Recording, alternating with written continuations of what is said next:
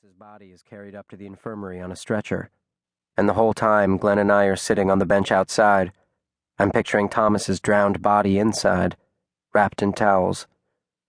Mr. Armstrong, the headmaster, and Dean Mansfield, the disciplinarian, question us out on the porch so that we don't get the infirmary furniture wet. Glenn and I both know enough to let Glenn do the talking, because he is athletic, popular, smart, prefect material, and I am not. I am what is thought of at Birch as a good, solid kid, one of many. Glenn is thought of as a golden boy, one of a few. Dean Mansfield tosses up question number 1 like a tennis lob, and Golden Boy delivers it neatly back into the dean's court.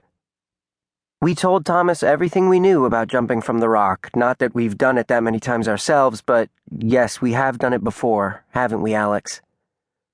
Good, solid kid nods his head, and Golden Boy continues. Teenagers take risks, Mr. Mansfield. That is part of growing up.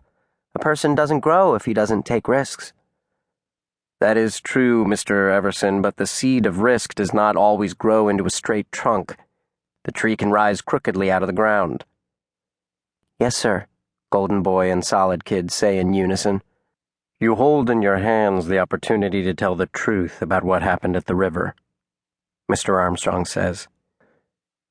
Yes, sir, says Golden Boy. Yes, sir, says Solid Kid.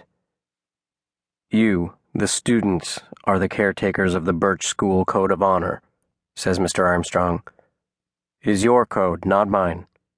Do you understand me, boys? Yes, sir, yes, sir, yes, sir, yes, sirree, Bob. We are, like most of our peers, unfailingly pragmatic. If the school finds out we've been drinking, we'll be kicked out, no questions asked. And the call will be made to our parents, who will have to stop whatever it is they're doing, hop into the car, and make the winding ride across the mountains to take us home. So Glenn and I do what most any other boy in our shoes would do. We lie. I lie to my dad, too. Over the office phone that Dean Mansfield lets me use while I stare at the poster on the back of Dean Mansfield's closed door. Character. Build it, it says in red capital letters that arch, rainbow-like, over a kid standing by a pile of bricks.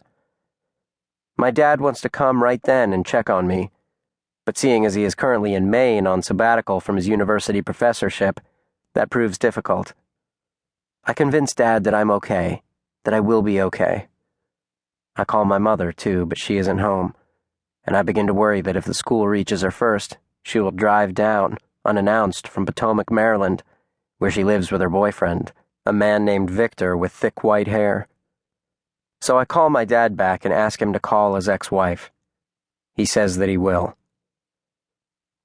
My dad is good that way, responsible to a fault, calm in crisis, and whatever goodness I have is because of him.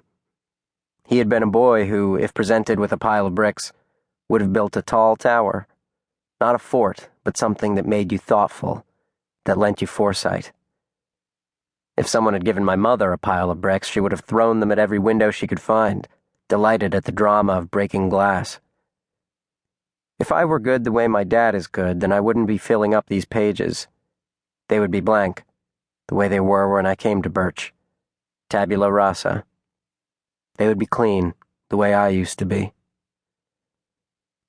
I belong in a janitor's closet, which is where I hide after I change out of my wet clothes and call my dad.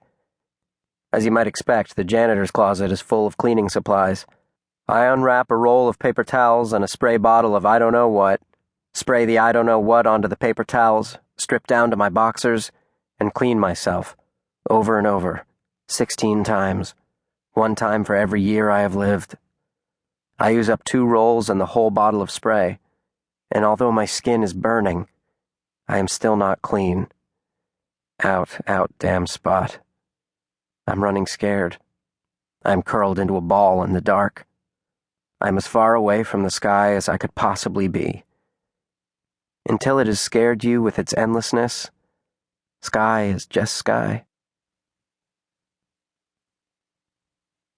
These are all landsmen, of weekdays pent up in lath and plaster, tied to counters, nailed to benches,